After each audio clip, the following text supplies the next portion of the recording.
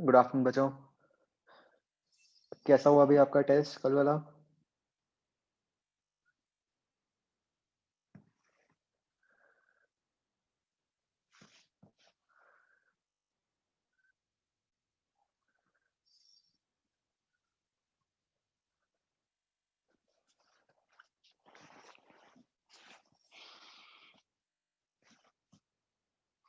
Easy था। Okay. क्या आया था उसमें? रोटेशनल आया था।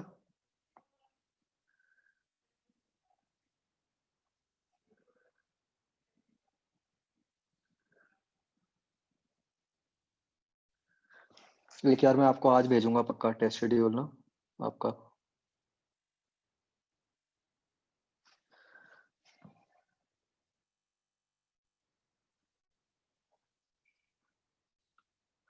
अच्छा ठीक है।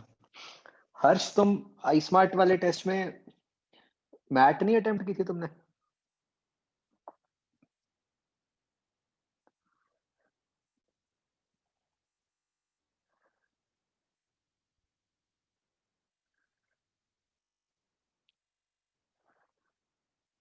कौशिक? Yes sir. आपने आई स्मार्ट वाला जो टेस्ट था उसमें मैट नहीं अटेम्प्ट की थी? रह गया था थोड़ा सा। थोड़ा। मुझे तो ऐसा दिखा कि एक दो क्वेश्चन ही किए हुए हैं मैट के। मुझे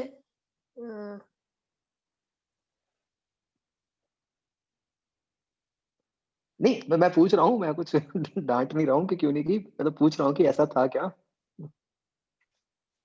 एक्चुअली मुझे याद नहीं है अभी। अच्छा ठीक है।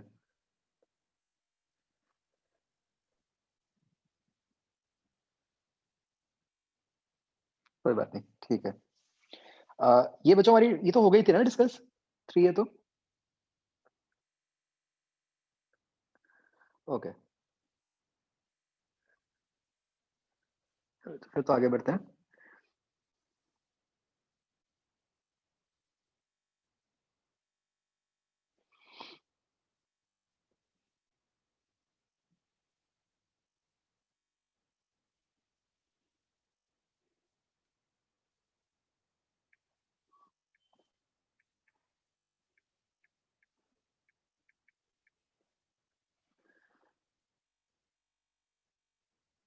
ओके, तो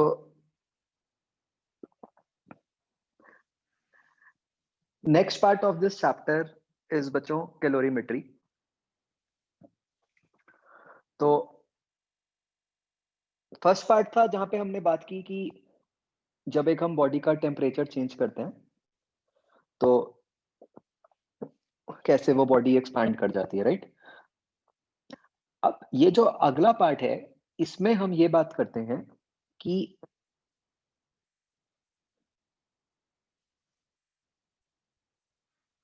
जब एक बॉडी के पास हीट एनर्जी आएगी तो वो उसका टेम्प क्या हो सकता है उसके साथ बच्चों? या तो उसका टेम्परेचर चेंज हो सकता है ना? या उस बॉडी की स्टेट चेंज होती है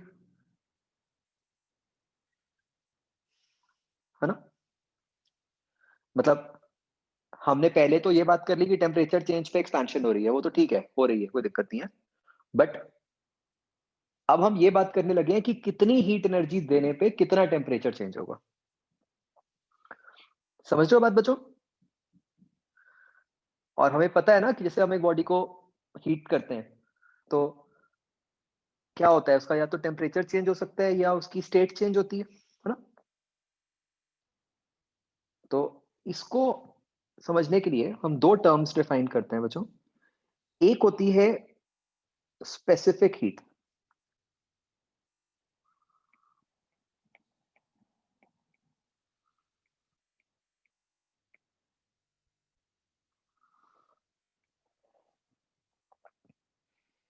तो स्पेसिफिक हीट को बच्चों हम डिनोट करते हैं with the symbol C.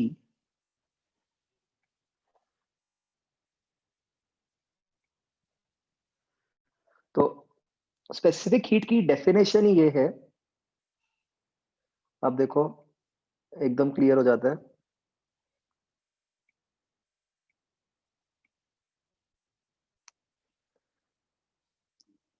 Delta Q upon m delta t, which I can of course write it as 1 by m.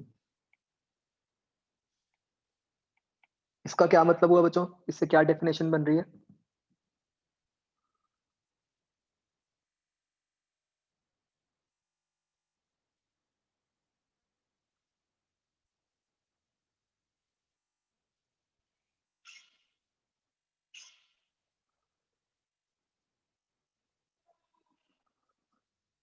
बोलो बच्चों।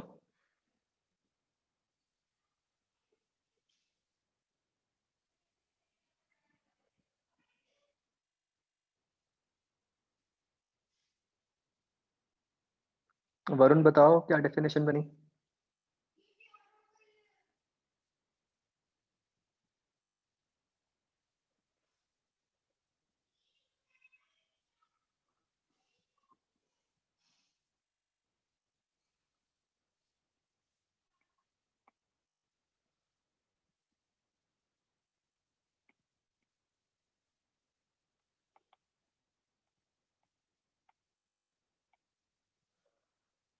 इसके लिए क्या है? Heat required to raise unit temperature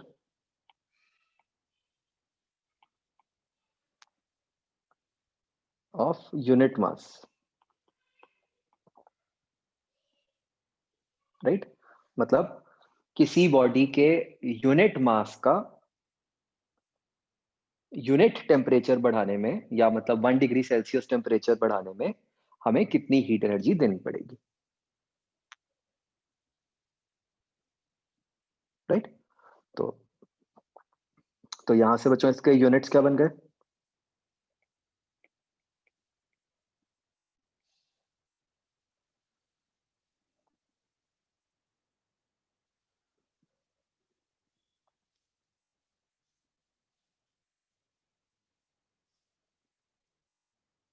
joule पर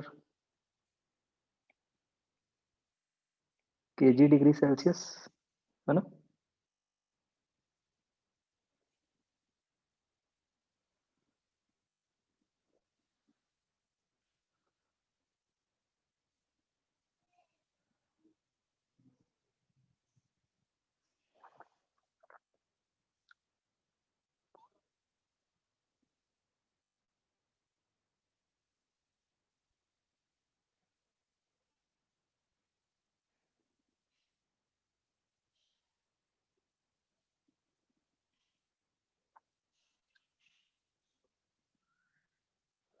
इससे आप चाहो तो मतलब डायमेंशंस भी निकाल लोगे।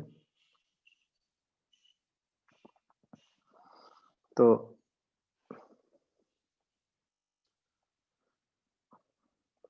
बेसिकली अगर हमें किसी भी सब्सटेंस की स्पेसिफिक हीट पता है तो हम निकाल सकते हैं कि उसके गिवन मास को गिवन टेम्परेचर चेंज करने के लिए कितनी हीट एनर्जी हमें देनी पड़ेगी। तो बच्चों जैसे specific heat of water is 4200 joules per kg degree Celsius, which is also equal to, we can see कि 1 calorie per gram degree Celsius.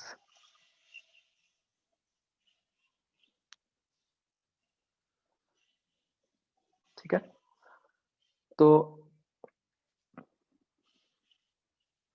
Basically यहां से हम देख सकते हैं कि 1 कैलोरी इज, बच्चों कोई मुझे बता सकता है कि ये 1 कैलोरी की क्या इंपॉर्टेंस है?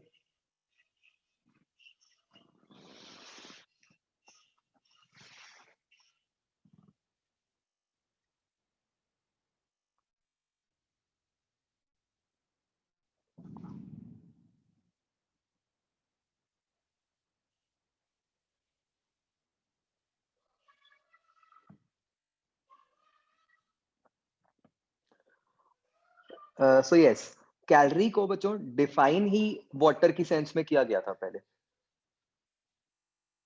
ठीक है। और दूसरी बात ये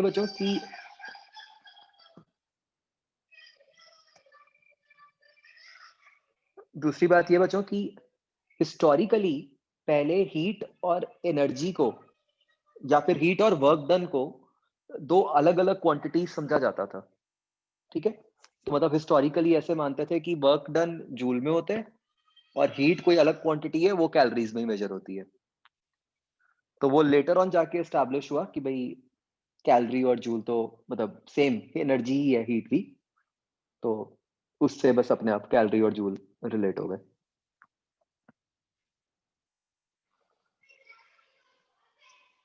ठीक है जी। तो मतलब basically calorie is a common unit, मतलब कैलोरी डिफाइन ही वाटर के सेंस में हुआ था, तो हम भी कई बार यूज करेंगे, कैलोरीज की टर्म्स में ही हम निकालते होते हैं। Please take care, calorie is not any CGS unit, ठीक है। Calorie is just a common unit.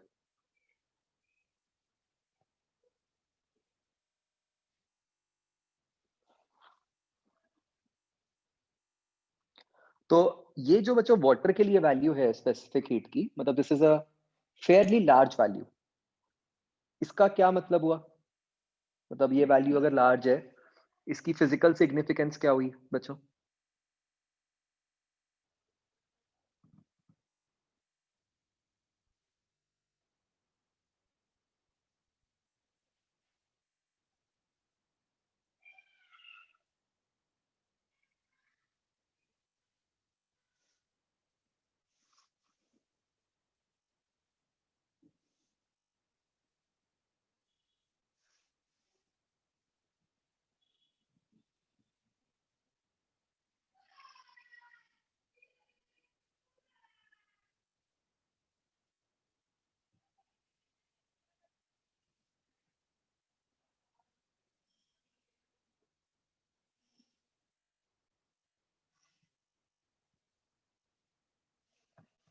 Yes, what it means is कि वाटर का टेम्परेचर जल्दी जल्दी चेंज नहीं होगा।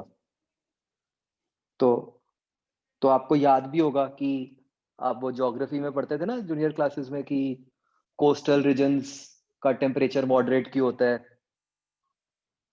तो हम कहते थे कि लैंड जल्दी हीट अप हो गया, वाटर धीरे धीरे हुआ, तो वो ब्रीज शुरू हो गई, सी ब्रीज, लैंड ब्रीज, याद है?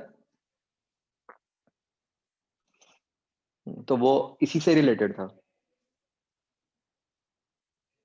कि वाटर की स्पेसिफिक हीट ज्यादा है।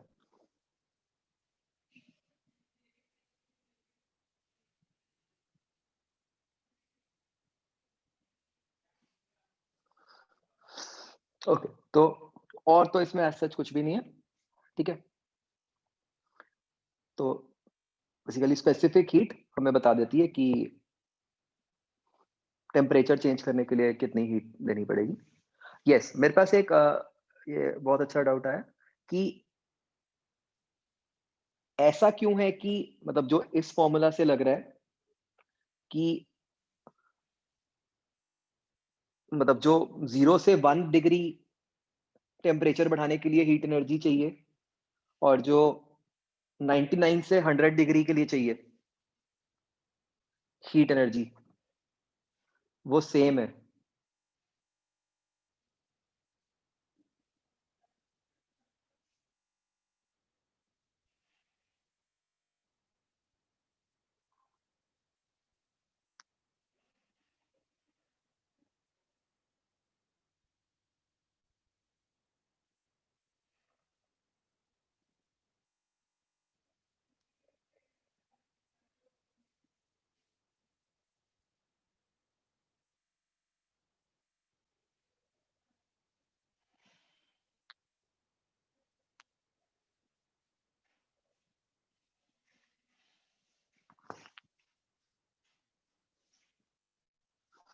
तो नहीं, मतलब वो डिपेंड करता है, मतलब मैंने ये कहीं नहीं कहा कि सी कांस्टेंट है, ठीक है। सी इटसेल्फ वेरीज विद टेम्परेचर, ठीक है। तो मतलब जरूरी नहीं है कि 0 से 100 के अंदर जो C अप्लाई हो रहा होगा वही C 99 से 100, सॉरी 0 से 1 में जो C अप्लाई हो रहा होगा वही C 99 से 100 में भी होगा।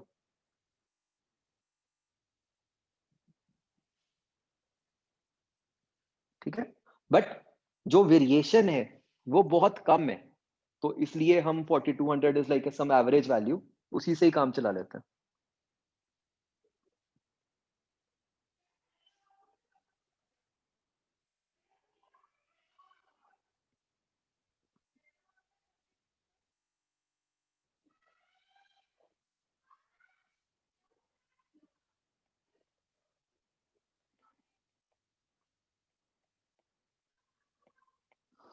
तो बेसिकली जब C चेंज हो रहा होगा तो आपका ये रिजल्ट नहीं यूज होगा, फिर delta Q M C delta T, फिर क्या यूज होगा, फिर आपका वो इंटीग्रल की फॉर्म में यूज होगा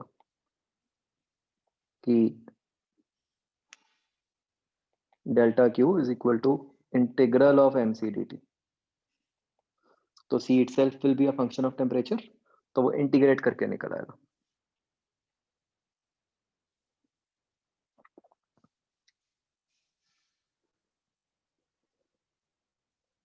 ओके, एक और डाउट आया बच्चों, अगर वाटर की स्पेसिफिक हीट बहुत ज्यादा है तो हम वाटर को एज अ कूलेंट क्यों नहीं यूज करते रेडिएटर्स में? हम वो ऑटोमोबाइल्स में कूलेंट के लिए कुछ और भी डालते हैं, ग्रीन सा, बताओ भाई।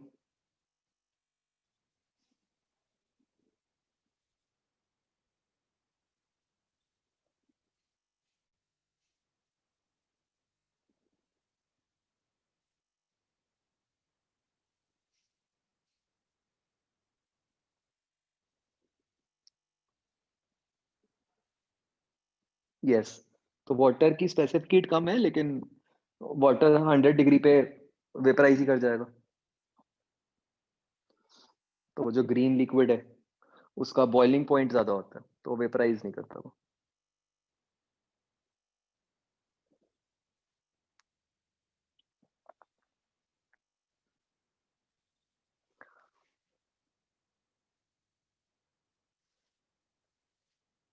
नेक्स्ट है बच्चों लेटेंट हीट।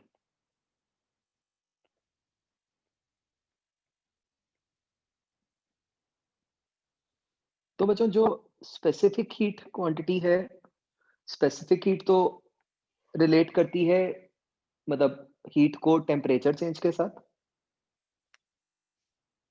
लेटेंट हीट जो है वो रिलेट करती है स्टेट चेंज के साथ।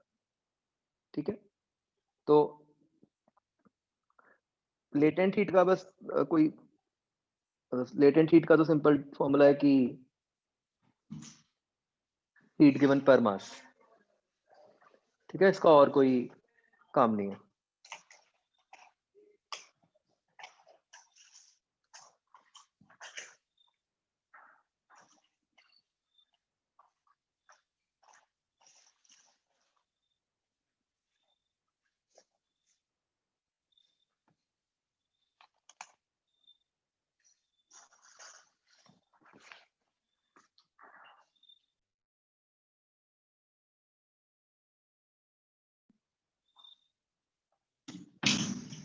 ठीक है, तो इससे मतलब फॉर्मूला से कुछ नहीं क्लियर हो रहा, बेसिकली तो ये डिफाइन ही क्या किया, this is just heat given per unit mass. तो यहां से हम देख सकते हैं कि इसके यूनिट्स क्या हो गए, जूल पर केजी। ठीक है, अब बच्चों ये जो लेटेंट हीट होती है ये इटसेल्फ 3 टाइप्स की होती है, डिपेंडिंग अपॉन कि आपकी स्टेट चेंज किस तरीके की हो रही है।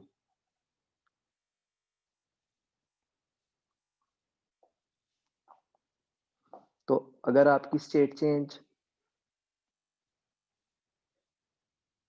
सॉलिड टू लिक्विड है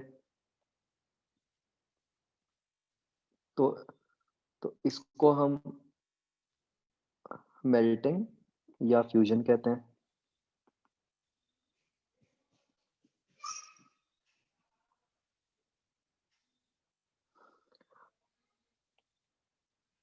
अगर liquid to gas state change हो रही हो तो उसको हम बॉइलिंग या वेपराइजेशन कहते हैं।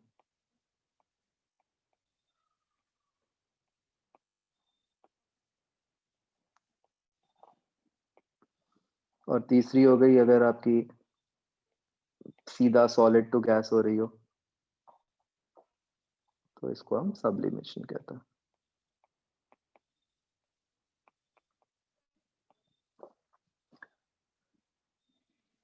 तो डिपेंडिंग अपॉन कि किस टाइप की स्टेट चेंज हो रही है उसके हिसाब से जो लेटेंट हीट है वो अलग अलग है। ठीक है, तो जैसे अगर हम बात करें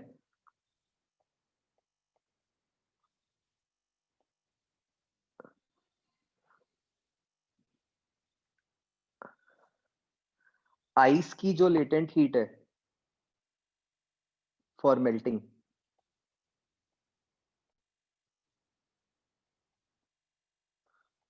बच्चों ऑफ कोर्स इसको आप उल्टा भी कह सकते थे कि वाटर के लिए फ्रीजिंग के लिए जो हीट है ना, वो तो एक ही बात है।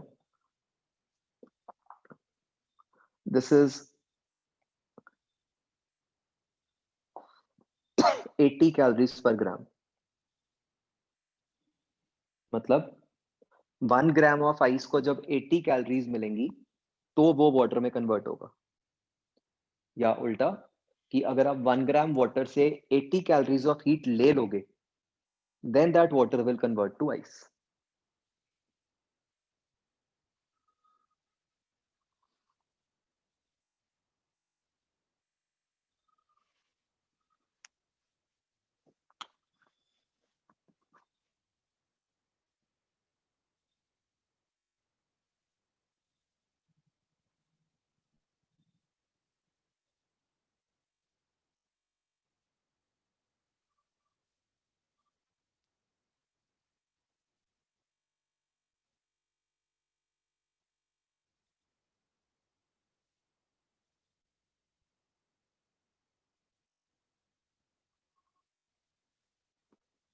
हाँ 0 डिग्री पे।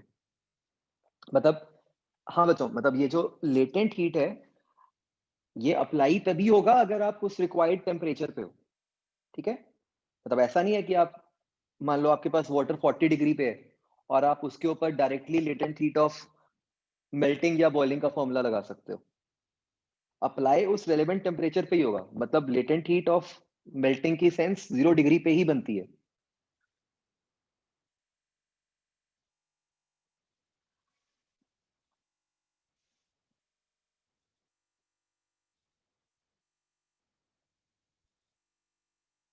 सिमिलरली जो वेपराइजेशन है वो 100 डिग्री पे ही स्टेबल है, उससे पहले तो वेपराइजेशन का कोई मतलब ही नहीं है। ठीक है, तो ऐसे ही latent heat of vaporization for water turns out to be 540 calories per gram. तो मतलब काफी ज्यादा अमाउंट ऑफ एनर्जी देनी पड़ती है वाटर को उसको बॉईल करवाने के लिए, वाटर वेपर में कन्वर्ट करने के लिए।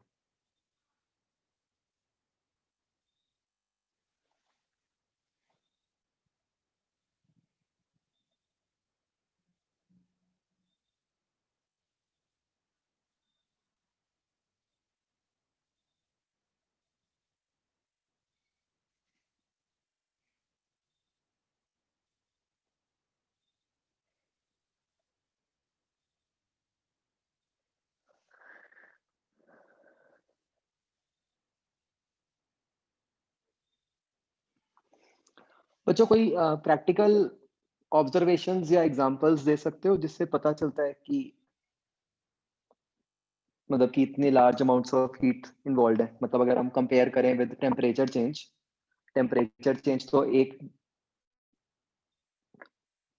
ग्राम का चेंज करने के लिए 1 डिग्री से सिर्फ 1 कैलोरी चाहिए, वेराज ये मेल्टिंग के लिए 80 चाहिए और वेपराइजेशन के लिए 540 चाहिए। इसके कुछ प्रैक्टिकल एग्जांपल सोचो।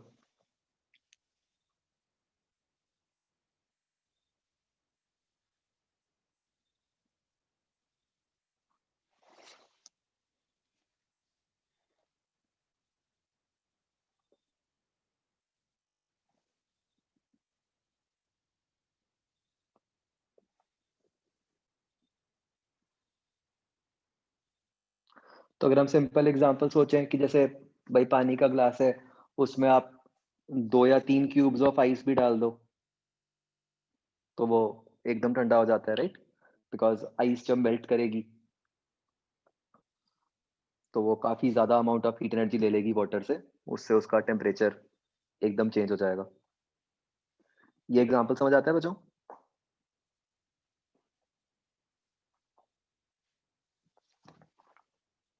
फिर अगर हम सोचें, अगर आप एक case low of boiling water, मतलब अगर हमें पानी को बॉईल करना है, आप पानी को गैस पे छोड़ दो तो पानी वो गर्म तो बहुत जल्दी हो जाएगा, मतलब बहुत जल्दी उसका इतना टेम्परेचर हो जाएगा कि आप उसको टच भी नहीं कर सकते। लेकिन अगर हम छोड़ दें कि भाई हाँ सारा पानी इवेपोरेट हो जाए, बॉयल हो जाए, उसमें बहुत टाइम लगता है, बहुत देर तक चलता रहेगा।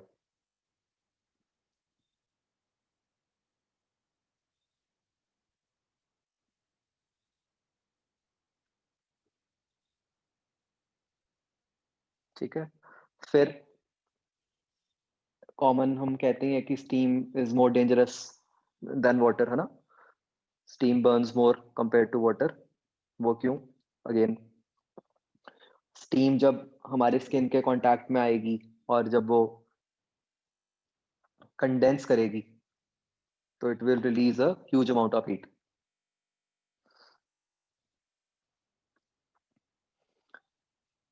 देन बच्चों, जो जो हम कहते हैं कि जैसे जब बीमार हो गए तो हम कहते हैं ना कि डॉक्टर्स कहते हैं ना स्टीम ले लो, उसका क्या कंसेप्ट है?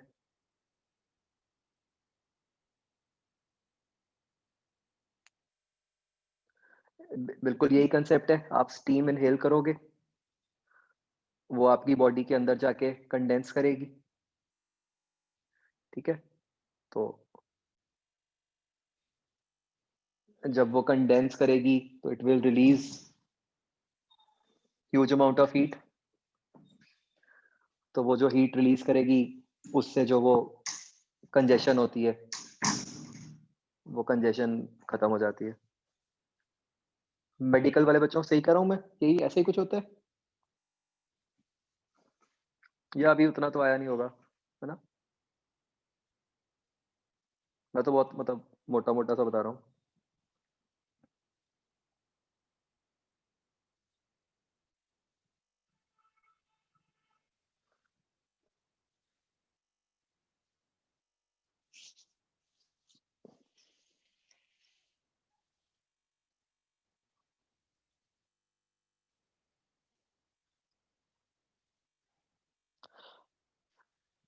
तो बच्चों एक बहुत इंपॉर्टेंट बात समझने वाली ये है कि मैंने अभी आपको पहले भी बोला कि स्पेसिफिक हीट और लेटेंट हीट जो है वो दोनों इंडिपेंडेंट क्वांटिटीज हैं, ठीक है? उनका आपस में कोई रिलेशन नहीं है। लेटेंट हीट ने सिर्फ स्टेट चेंज करनी है, स्पेसिफिक हीट ने क्या करना है? सिर्फ टेम्परेचर चेंज करना है,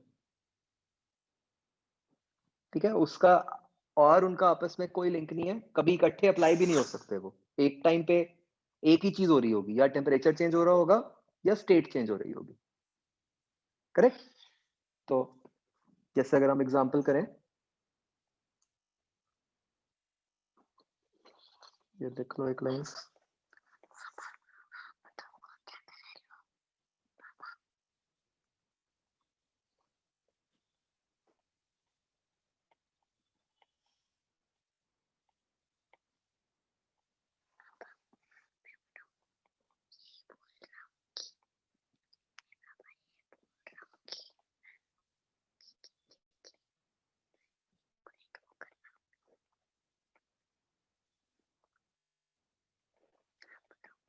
तो एक एग्जांपल ट्राई कर बताओ।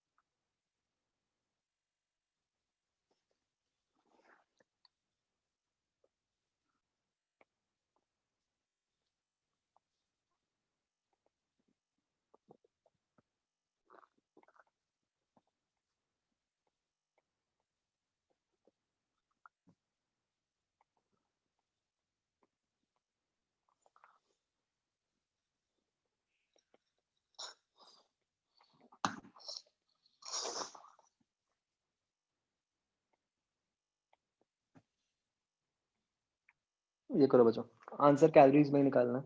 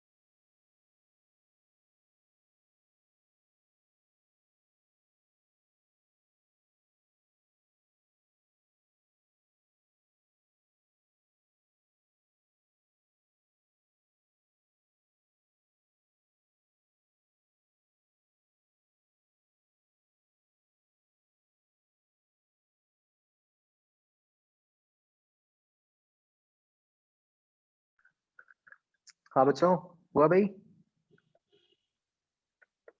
मनकीरत गलत है।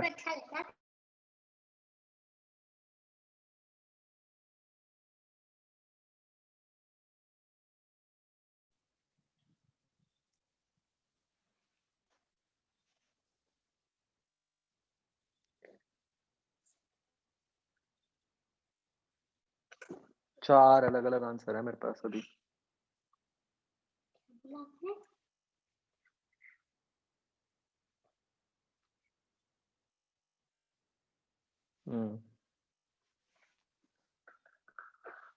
वरुण चेक करो दोबारा, गलत है। मनकीरत गलत है, सिद्धार्थ आंगड़ा गलत है।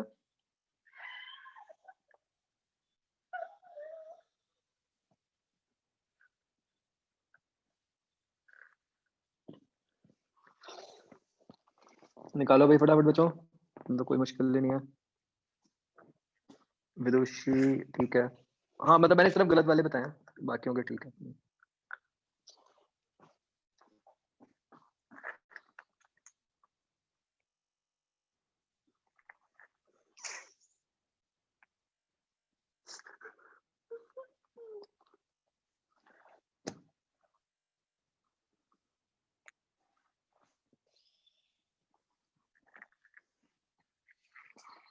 तो देखो क्या करना है बच्चों, हमें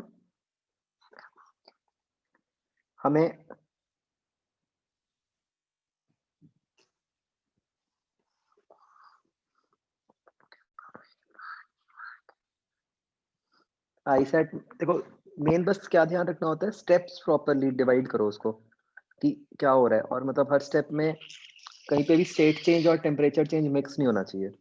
तो यहाँ पे क्या क्या स्टेप्स होंगे, आईसेट -20 से आईसेट 0, इससे वाटर एट 0,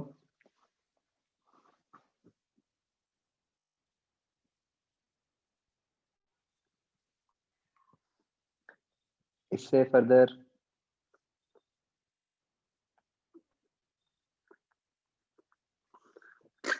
वाटर एट 100 और इससे स्टीम एट 100।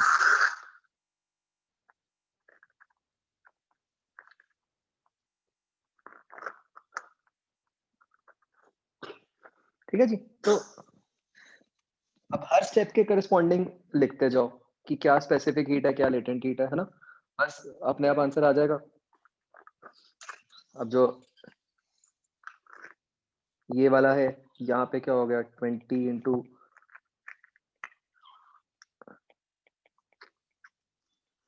जिन्होंने गलत निकाला था उन्होंने क्या गलती की थी, बताओ मुझे।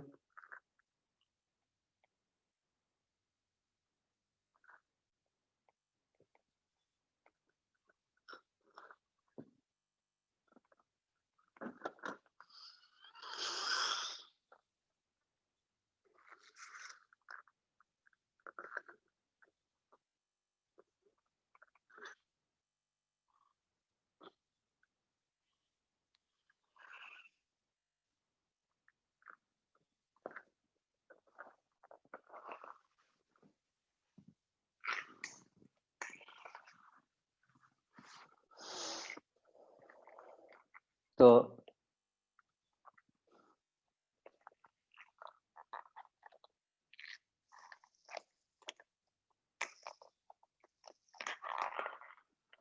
इस टाइप के क्वेश्चंस हो गए। ठीक है,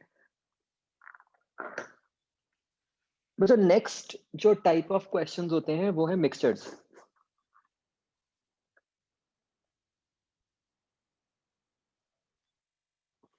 जहां पे हम कोई भी दो अलग अलग सैंपल्स को मिक्स करते हैं और फिर हम उसमें बताते हैं कि रिजल्टिंग क्या टेम्परेचर होगा।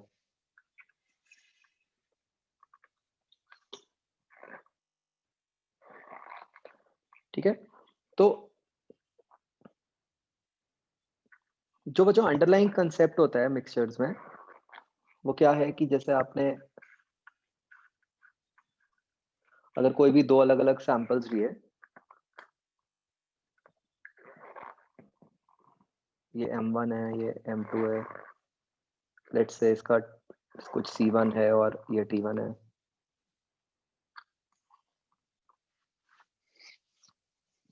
तो राइट नाउ बच्चों हम अज्यूम कर रहे हैं कि सेम स्टेट्स हैं।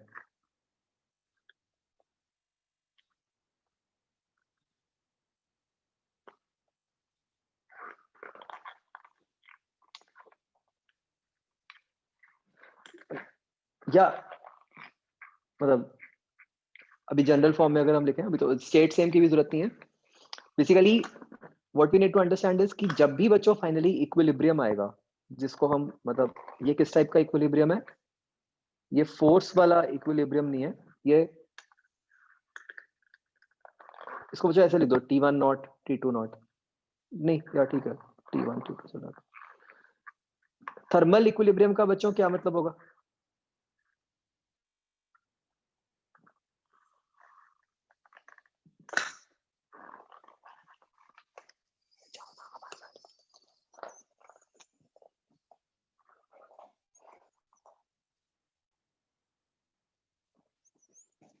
जब कोई हीट ट्रांसफर नहीं हो रही होगी। हीट ट्रांसफर कब नहीं होगी बच्चों?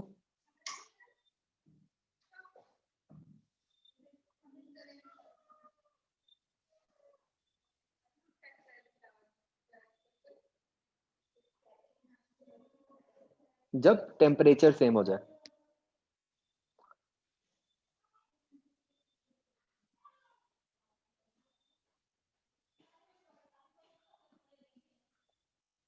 राइट, तो स्टेट चेंज हो रहा है बच्चों, स्टेट सेम होना जरूरी नहीं है। स्टेट्स जो मर्जी हो, चाहे सॉलिड लिक्विड हो चाहे कुछ भी हो, कंडीशन क्या है कि टेम्परेचर सेम होना चाहिए, isn't it? याद करो हमने हीट और टेम्परेचर की डेफिनेशन बनाई इस पे बेस थी, है ना? तो no heat exchange would mean कि, और no heat transfer would mean कि टेम्परेचर्स आर सेम। तो उसका क्या मतलब हो जाएगा कि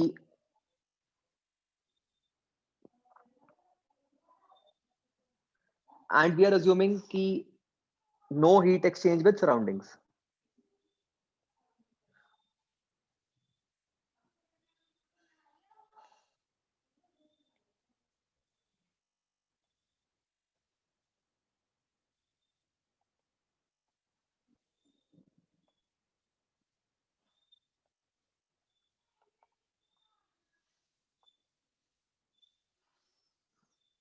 तो इस केस में क्या मतलब हो जाएगा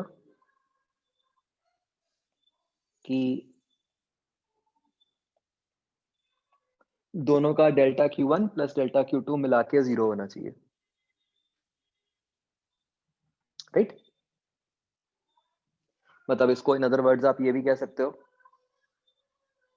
अगर मैं इसको ऐसे लिख दूं कि delta Q1 is equal to minus delta Q2, what does it mean? कि भाई जितनी एक ने हीट दी है उतनी दूसरे ने हीट ली है, इजंट इट?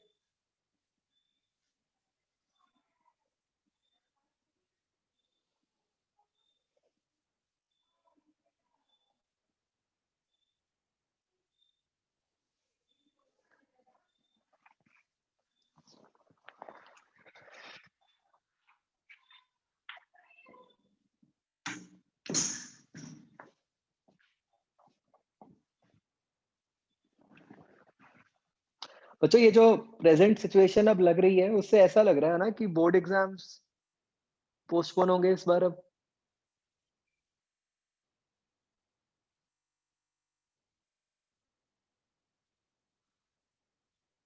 10th 12th दोनों ही।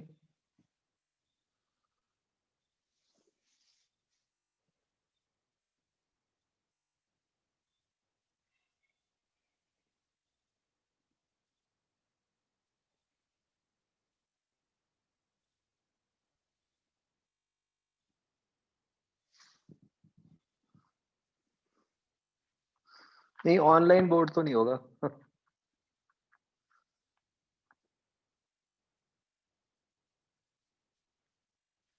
मतलब मैं ये सोच रहा हूँ कि 11th का क्या होगा सेशन का, कि क्या 12th का सेशन भी लेट स्टार्ट होगा या 11th का ऐसे ही हो जाएगा कि स्कूल वाले जल्दी एग्जाम वगैरह लेके खत्म करेंगे और शुरू हो जाएगा। हाँ, वो तो बोर्ड्स तो ऑब्वियसली ऑफलाइन ही होंगे।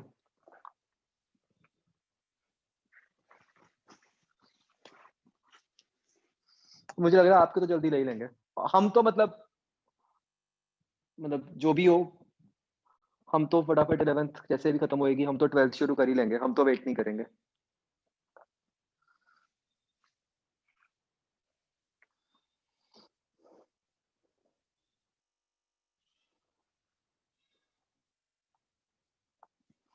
तो जैसे बच्चों इसका अगर हम एग्जांपल करें,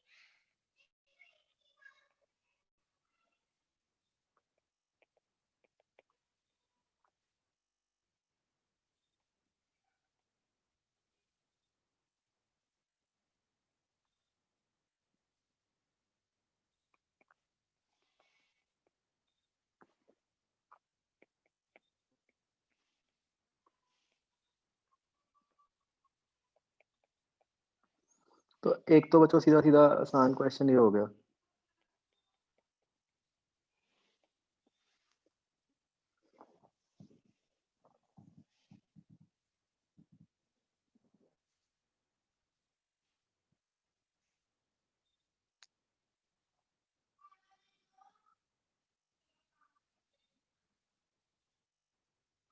निष्ठा, ये आप कौन से स्कूल एग्जाम्स कह रहे हो? 9 to 12? वो तो प्री बोर्ड्स एक्सेट्रा कह रहे हो ना?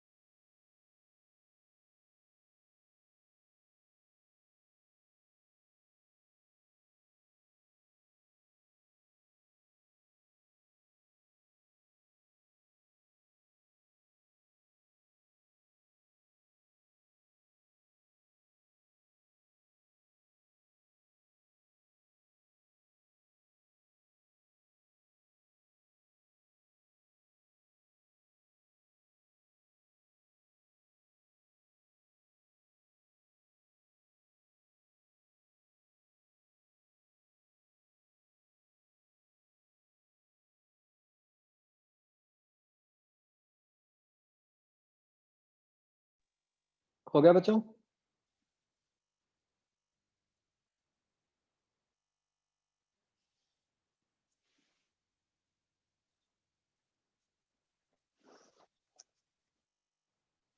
ऐसा करो बच्चों, 1 मिनट। अ,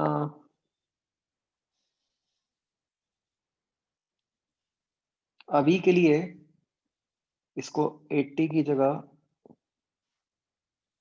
पहले एक बारी 10 ग्राम्स के लिए करो।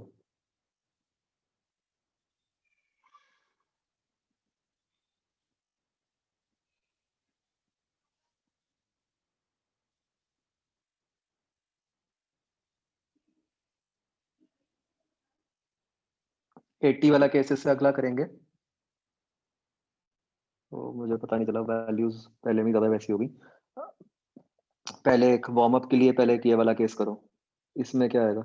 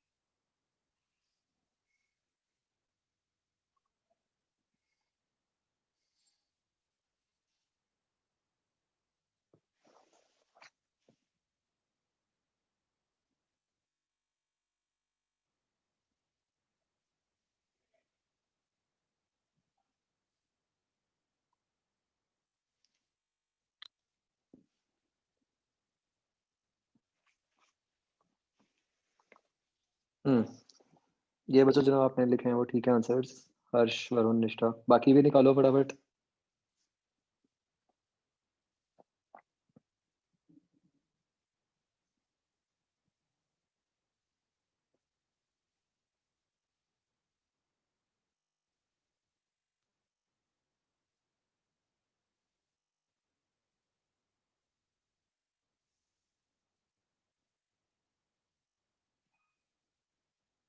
मनकीरत, फिर गलत, बाकी सबका ठीक है।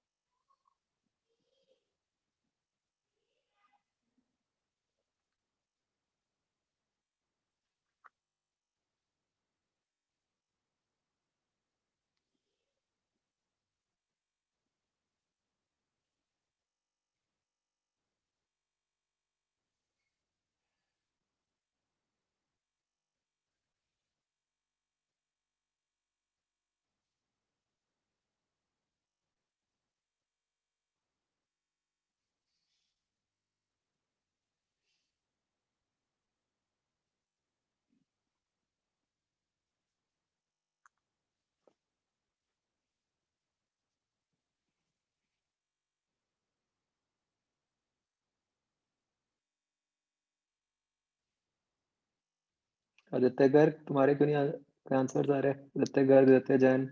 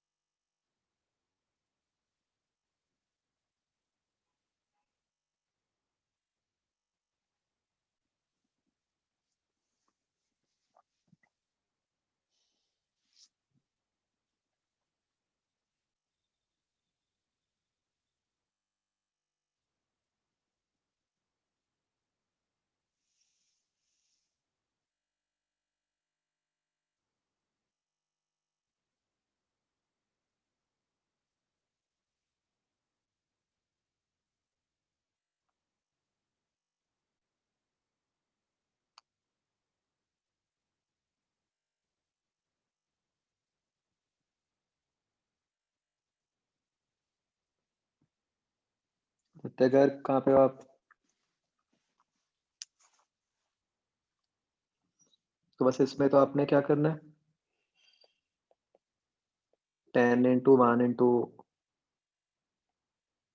आपने फाइनल टेम्परेचर T अज्यूम किया, 10 into 1 into T minus 20 plus 10 into 2 into T minus 120 is equal to 0।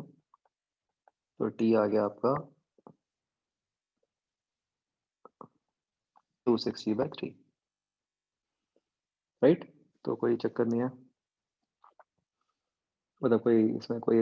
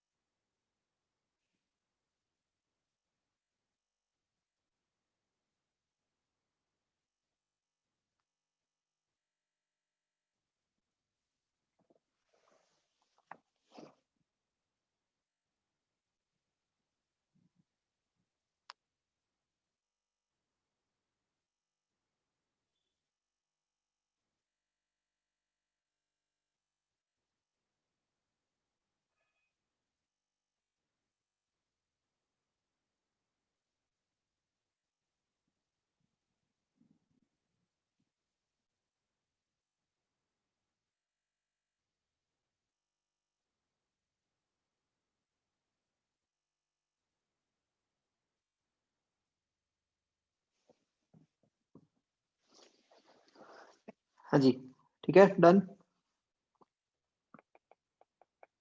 अब नेक्स्ट है कि रिपीट above question for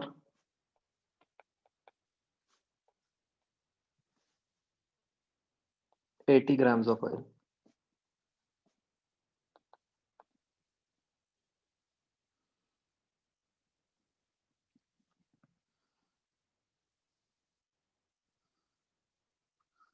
तो बच्चों इसमें जब मैं ऊपर वाला ही अपना रिजल्ट लगा देता हूं,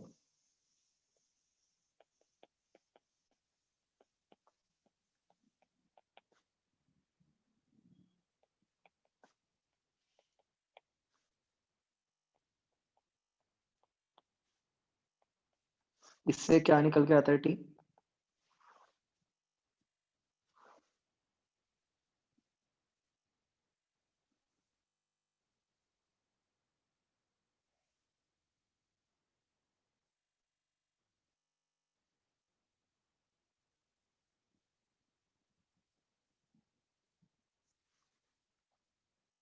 वन 1940/17। यही बच्चों वैल्यू 114 बनती है।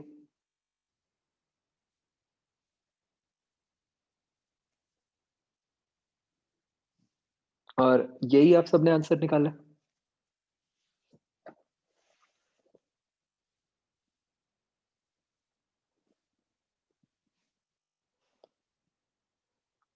बच्चों ध्यान से सोचो, क्या इस केस में कोई गड़बड़ है?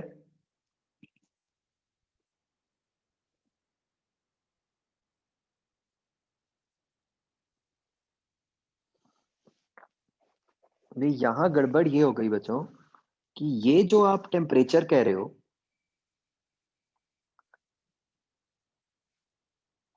ये आपका टेम्परेचर है ग्रेटर देन 100।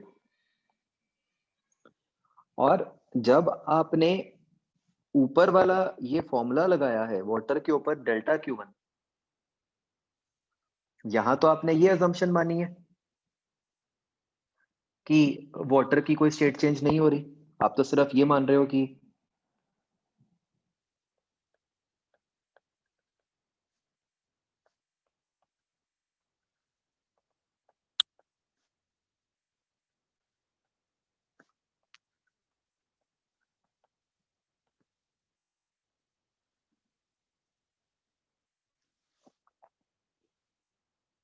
है ना, तो कॉन्ट्राडिक्शन है।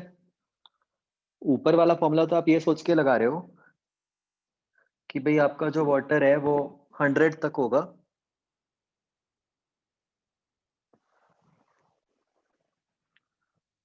उससे ज्यादा नहीं हो सकता।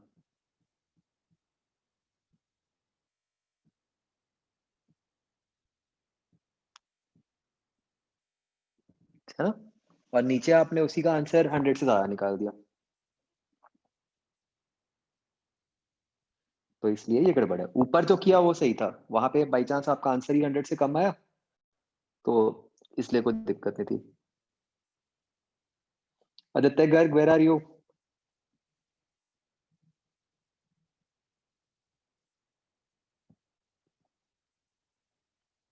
हम्म।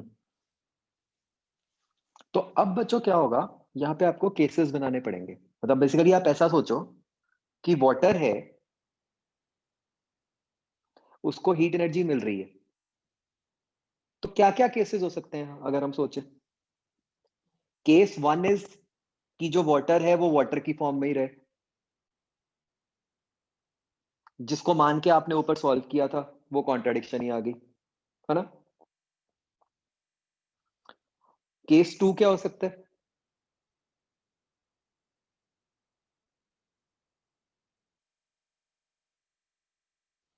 केस टू हो सकता है कि सारे का सारा ही वेपर बन जाए,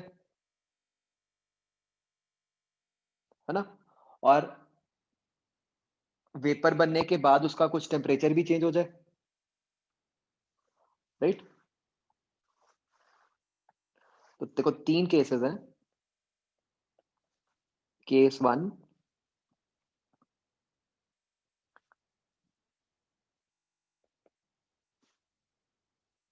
कि water remains in liquid state, जो कि हमने प्रूव कर दिया ऊपर की गलत है।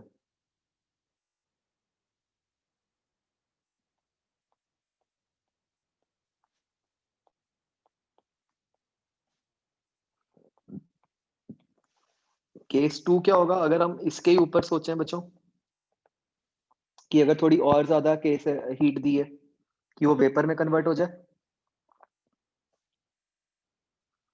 ठीक है? और बट ये जरूरी थोड़ी है कि सारा ही वेपर में कन्वर्ट हो सकता है कुछ पार्शियली कन्वर्ट हुआ।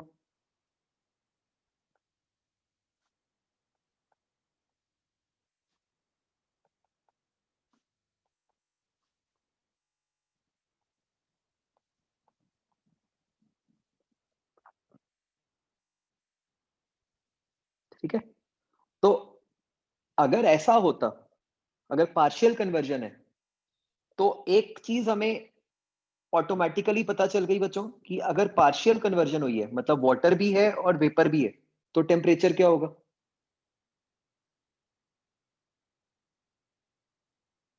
सारे बताओ बच्चों।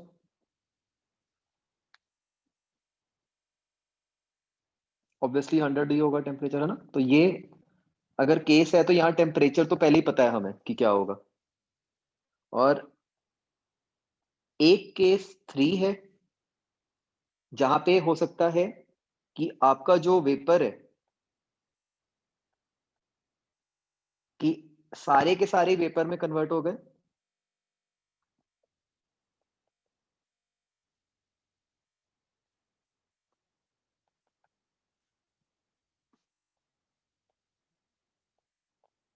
और अब वो वेपर का टेम्परेचर भी कुछ 100 से ज्यादा हो गए,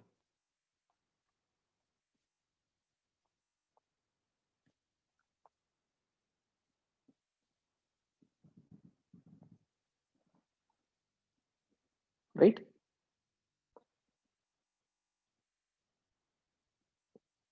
तो बच्चों मैं एक बार केस टू के लिए आपको सॉल्व करके दिखा रहा हूं। केस टू के लिए हमारी क्या इक्वेशन बनेगी? मैं मान लेता हूं कि assume some m grams out of the given, कितना था, 10 था, 20, 10,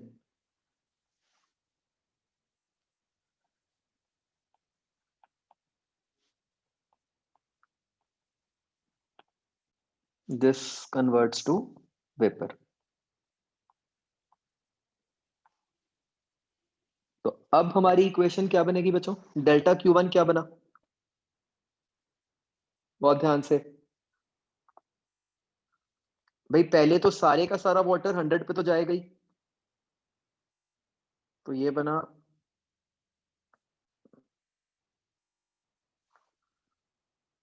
10 into 1 into 100 - 20 plus m into 540।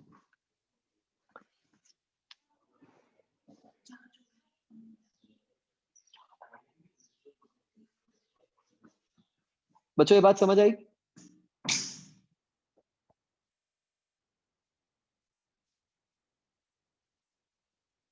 यही बनेगा ना डेल्टा Q1, वाटर ने इतनी हीट ही ली होगी ना।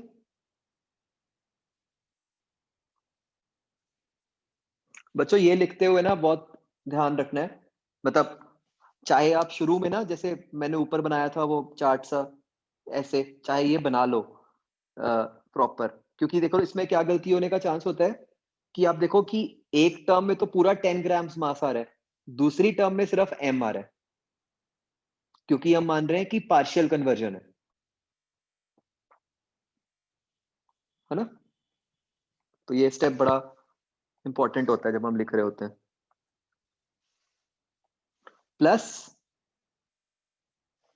अब डेल्टा Q2 की क्या टर्म आएगी,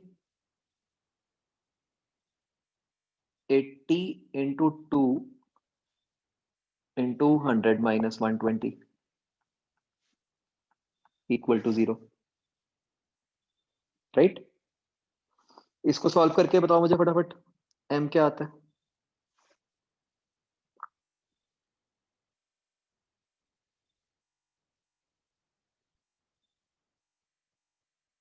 तो ये आता है 4.4।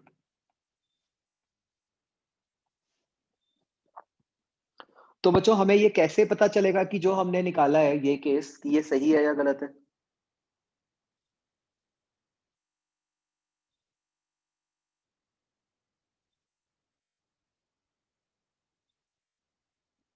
कि ये वैल्यू लेस देन 10 है ना, तो इसलिए हमें पता चल गया कि ये केस सही है ना। अगर कहीं ये वैल्यू m की 10 से बड़ी आ जाती, 20 आ जाती, तो इसका मतलब क्या होता कि केस 2 गलत हो गया, फिर आपको केस 3 की तरफ जाना पड़ेगा।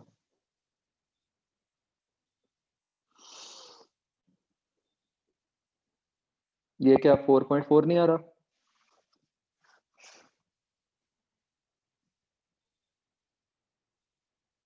ये मुझे मनकीरत ने बताया, इसने आज पहले भी बहुत की हैं कैलकुलेशन मिस्टेक्स, फिर से तो नहीं कर दी, बट आ रहा है आई थिंक 4.4 ही आ रहा है भाई। हम्म, मुझे समझ आ गया।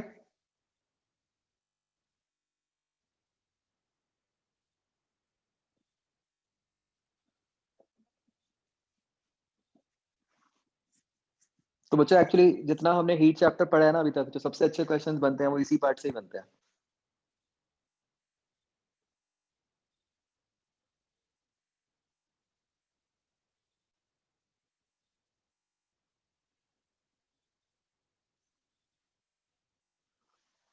तो इसी में ही अगला केस बना लेते हैं, सारे केस हमारे हो जाएंगे।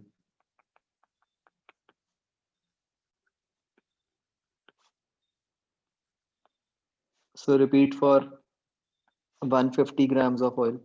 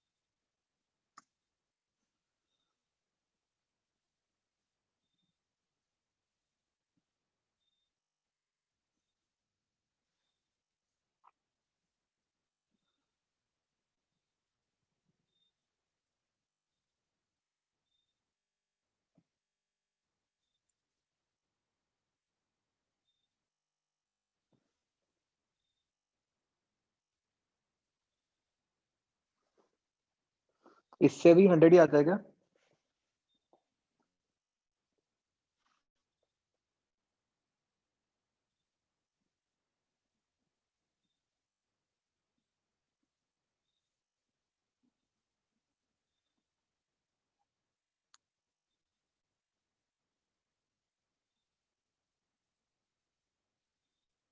अच्छा, फिर 200 कर दो।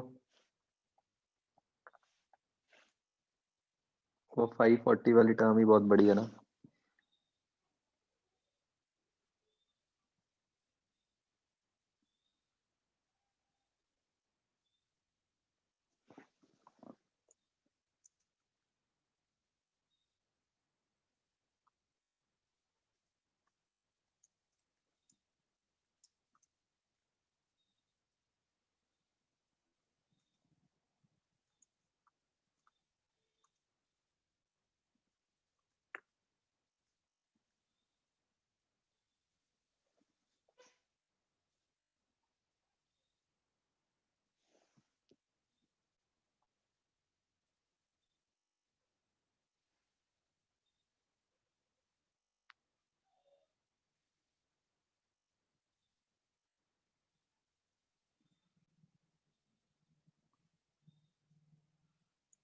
यस, तो I was waiting for this कि इसको करने के लिए आपको स्पेसिफिक हीट ऑफ स्टीम भी चाहिए, राइट? तो मान लो कि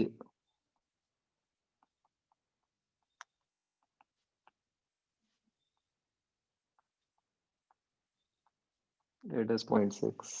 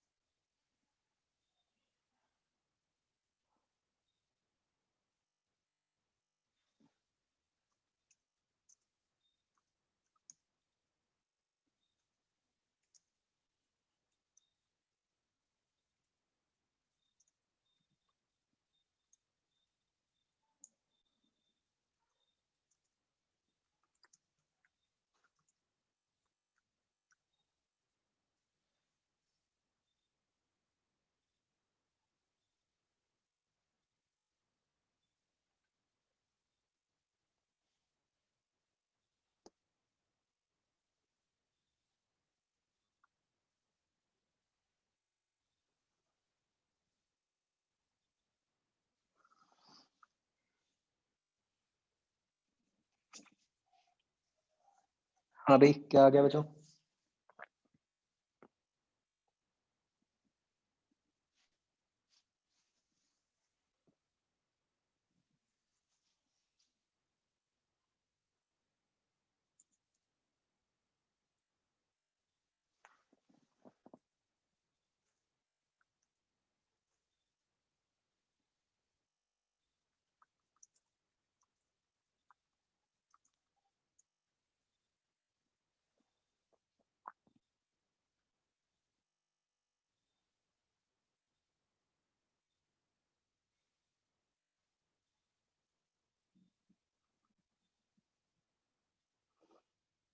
बच्चों फ्रैक्शन में बता दो एग्जैक्ट।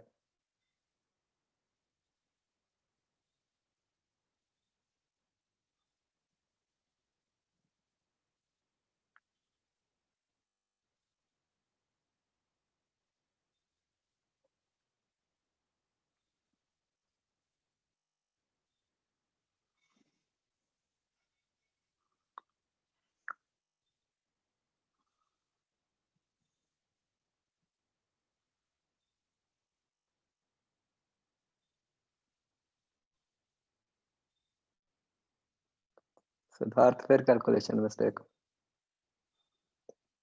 हद करते हो यार।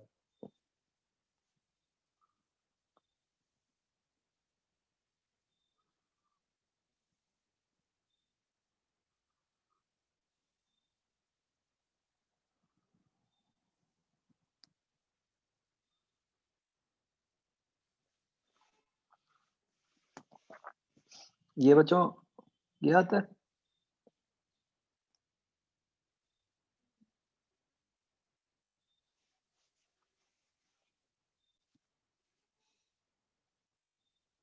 हम्म, तो आई बिलीव सबको मेथड अब क्लियर हो गया बिल्कुल।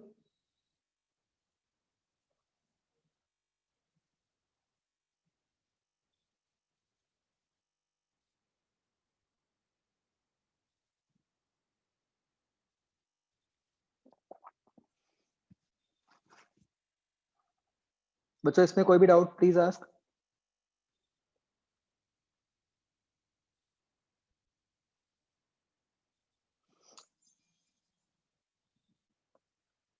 तो बच्चों मतलब आप देखो कि method is fairly straight forward and logical, but yes थोड़ा सा ध्यान से अप्लाई करना है बस कि मतलब आपको पता है कि जब आप मतलब क्या केस मान रहे हो और उसके हिसाब से क्या आंसर आएगा, है ना। तो कई बारी आपको ऑप्शन से थोड़ा सा आइडिया लग जाता है कि वो मतलब किसकी बात कर रहे हैं, ठीक है। थोड़ा सा आप जैसे जैसे प्रैक्टिस करोगे आपको वैसे ही आइडिया लगना शुरू हो जाएगा, ठीक है। तो वो आ जाएगा मतलब basically this is still that category of questions जहां आपको एग्जैक्टली exactly पता है कि क्या करना है ना। तो उसमें कोई मुश्किल नहीं है। तो जैसे बच्चों जो थोड़ा सा आइडिया लगना आपको शुरू होगा ग्रेजुअली, वो क्या है कि जैसे मान लो मैं यही वाला केस लेता हूँ, ठीक है। अब इसमें 80 कैलोरीज ले लें हम, मतलब 80 ग्राम्स ऑफ ऑयल ले लें। तो आप क्या कर सकते हो कि एक ओरली ब्रॉड सा चेक कर सकते हो कि भाई वाटर को 100 तक जाने के लिए कितनी हीट चाहिए। 10 इंटू 80, 800 कैलोरीज चाहिए, है ना। ऑयल को 100 तक आने में कितनी हीट चाहिए थी अगर 80 ग्राम्स है, तो 80 इंटू 2 इंटू 20, राइट। तो इसका क्या मतलब है, अगर ऑयल 100 पे आएगा तो वो ज्यादा हीट दे सकता है। तो इसका क्या मतलब हो गया कि डेफिनेटली कुछ ना कुछ तो वेपर में कन्वर्ट होएगा ही।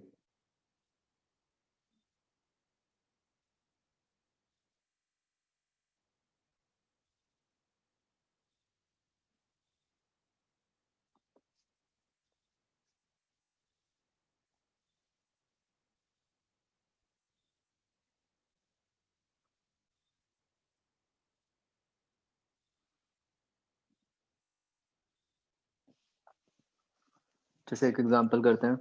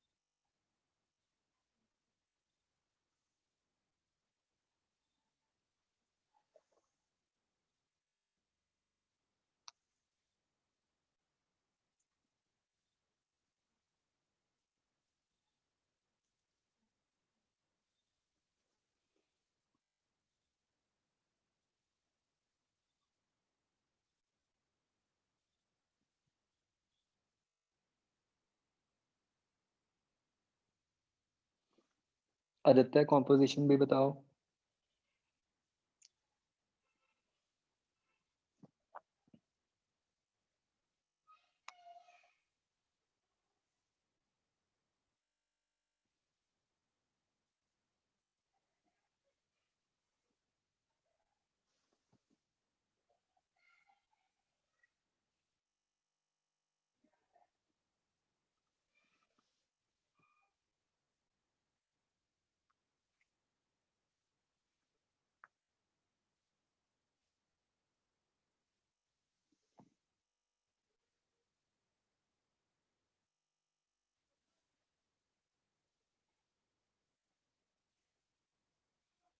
हाँ करण ठीक है।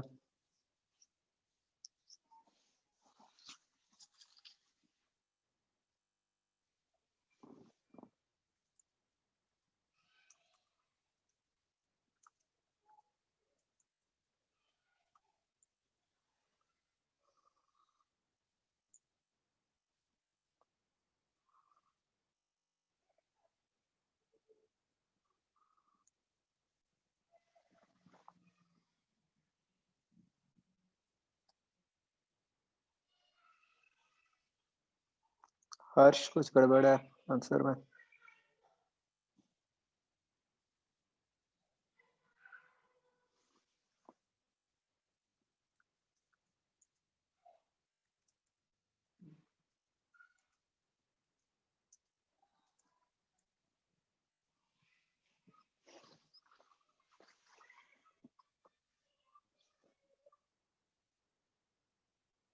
बताओ बच्चों आंसर फटाफट, अब तो सब पता है आपको क्या करना है।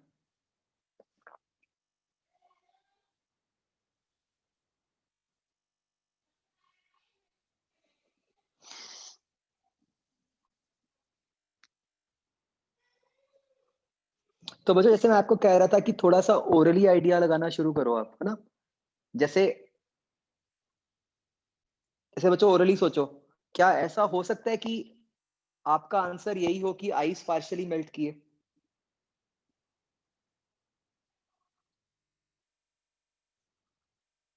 नहीं हो सकता है ना, क्यों?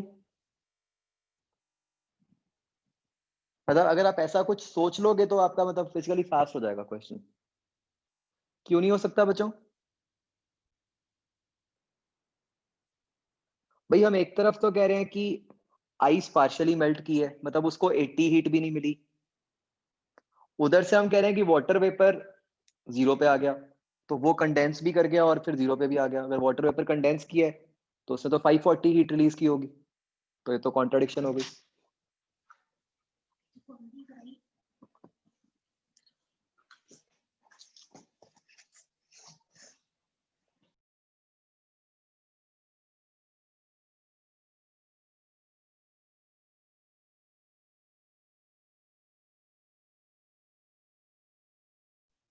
तो ऐसे थोड़ा सा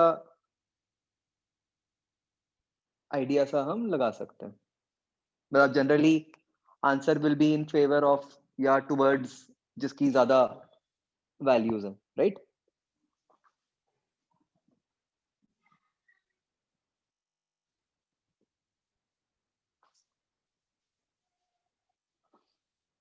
बच्चों समझ आया?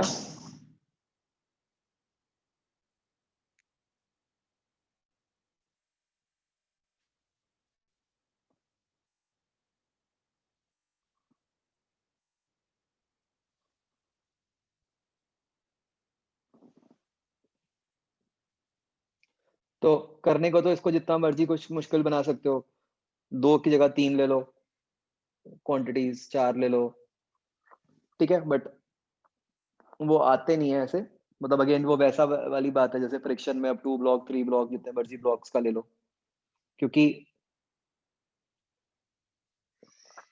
मतलब कुछ कंसेप्चुअली कुछ मतलब और नहीं ऐड हो रहा, वो तो बस मैथमेटिकली रिगरस क्वेश्चन बनता जा रहा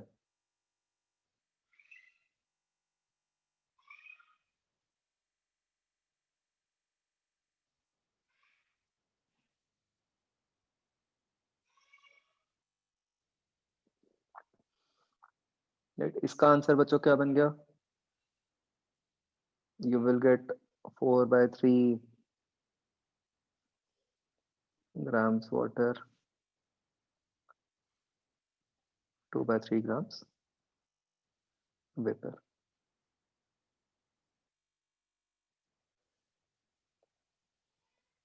तो आइस पार्शियल नहीं हुई, रादर वेपर जो है वो पार्शियली कंडेंस हुआ।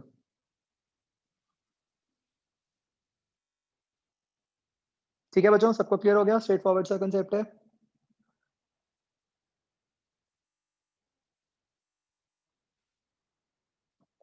ओके तो आपने बच्चों होमवर्क में सी पार्ट कंप्लीट करना है सबका।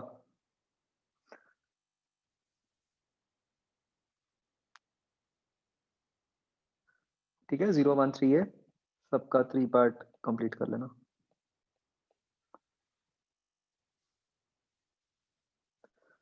चलो ओके बच्चों,